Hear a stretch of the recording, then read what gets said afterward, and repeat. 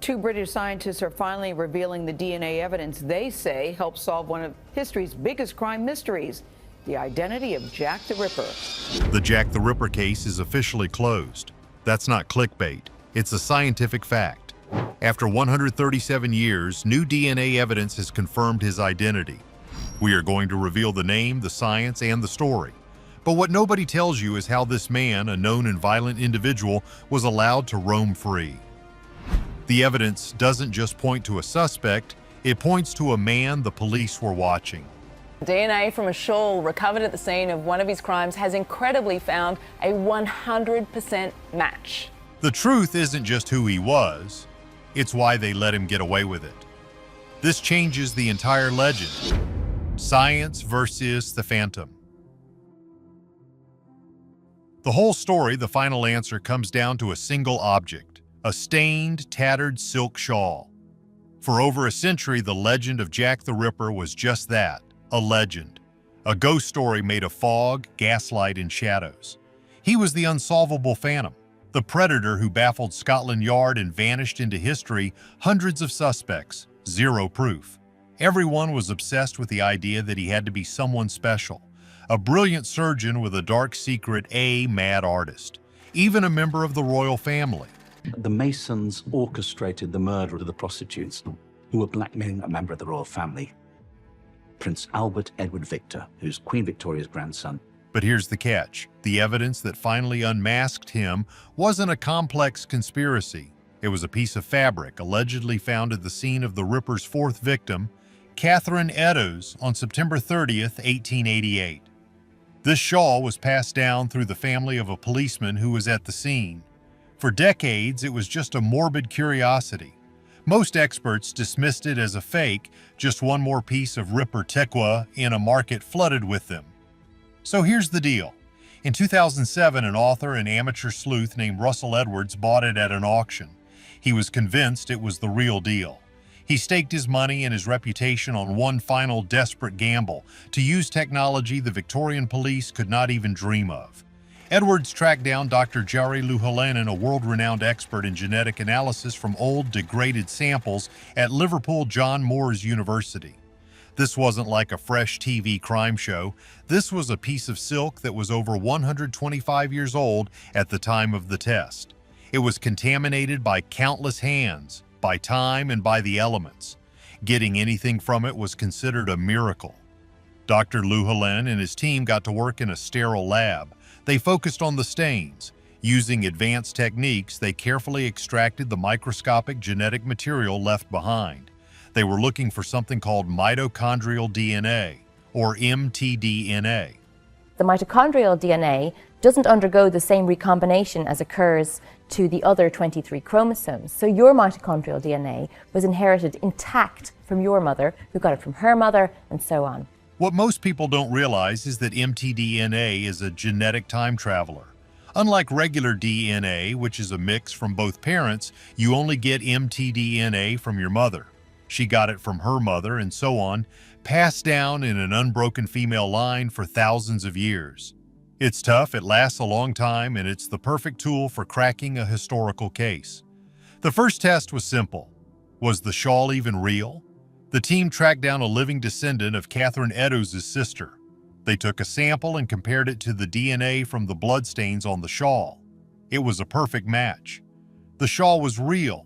It had been at the scene, soaked in the victim's blood. That alone was a massive discovery. But then they found something else mixed in with the victim's DNA were other trace samples, specifically samples consistent with semen. This was it. This was the perpetrator's genetic signature left behind in his moment of horrific rage. Now came the final step. Edwards and the team had a prime suspect, a man whose name was already whispered in the original police files. They tracked down a living female line descendant of that suspect's sister. They got a sample. They ran the test. Again, it was a match. After 137 years, the science pointed with 100% certainty to one man.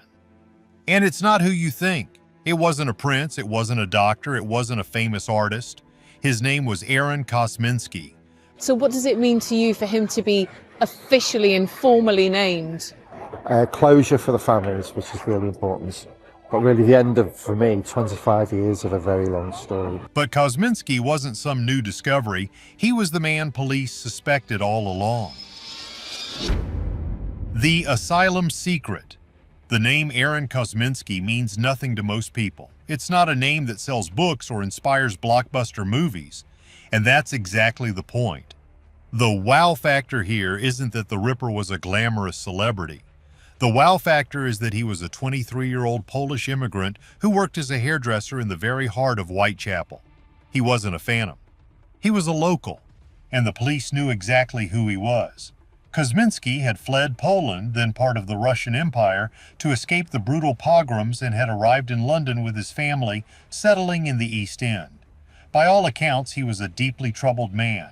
He was known to be mentally unwell, suffering from what modern experts believe was paranoid schizophrenia. He was plagued by dark visions, auditory hallucinations, and a profound, violent hatred of women. This isn't just speculation. This is what the police at the time believed. While the public and the newspapers were going insane over the Dear Boss letters and theories about mad doctors, the top cops on the case were quietly building their own short list. And Kosminski's name was at the very top.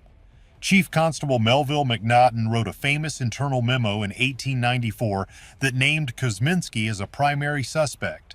He described him as a man who had a strong homicidal tendency and was averse to women. But here's the catch: the most chilling evidence, the real bombshell, comes from Chief Inspector Donald Swanson. Swanson was the man who oversaw the entire Ripper investigation. He was on the ground every single day. Years later, after he retired, he got a copy of his boss's memoirs. In the margin of the book, right next to the section about the Ripper case, Swanson scribbled a private note. He wrote that the perpetrator was Kosminski, the man who was sent to an asylum and perished there. This is history-changing. The officer in charge of the case privately confirmed the man's identity. And get this, Kosminski lived right in the middle of the slaying locations. He was known to be violent. And then, in 1891, his family finally had him committed to an asylum where he stayed for the rest of his life. And when did the Jack the Ripper slaying stop? Exactly when Aaron Kosminski was taken off the streets.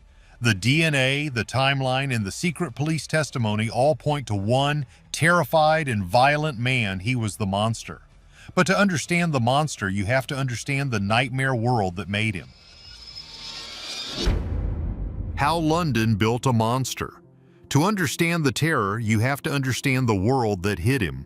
The London of 1888 was not the charming city of top hats and carriages you see in movies. And that's putting it lightly.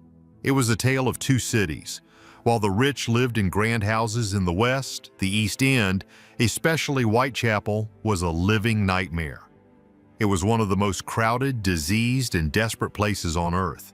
Whitechapel was an area where you had a lot of homeless drifters. You had what were known as the common lodging houses. Over 900,000 people were crammed into a few square miles, a tangled mess of narrow, unlit streets, dark alleys, and hidden courtyards. We're talking about population densities of over 1,000 people per acre. The air itself was toxic. A thick yellow pea-soup fog, a mix of river mist and black coal smoke from thousands of chimneys, choked the city. This fog was so dense you sometimes couldn't see your own hand in front of your face. It was the perfect cover for a predator. There was no safety net. Poverty wasn't just an inconvenience, it was a potential death sentence. The heart of this world was the lodging house, or doss house. These were filthy, horrible places where you could rent a bed or even just a spot on the floor for a few pennies a night. Some offered a 4-penny coffin, which was literally a coffin-shaped box to sleep in. Others just had a rope strung across the room for men to lean on as they slept standing up. For the women who became the Ripper's victims, life was a constant daily struggle to find those doss pennies.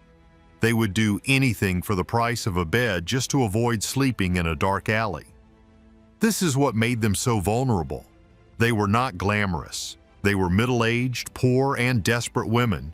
Mary Ann Nichols, Annie Chapman, Elizabeth Stride, Catherine Eddowes, and Mary Jane Kelly. They were trying to survive one more day. They had to walk the streets late at night in the fog and the dark, looking for any way to earn the price of their bed.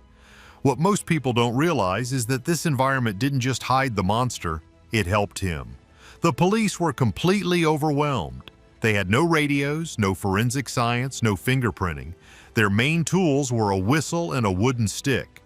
In the maze of Whitechapel, a man could commit a terrible act and vanish into the fog and the crowds in less than a minute.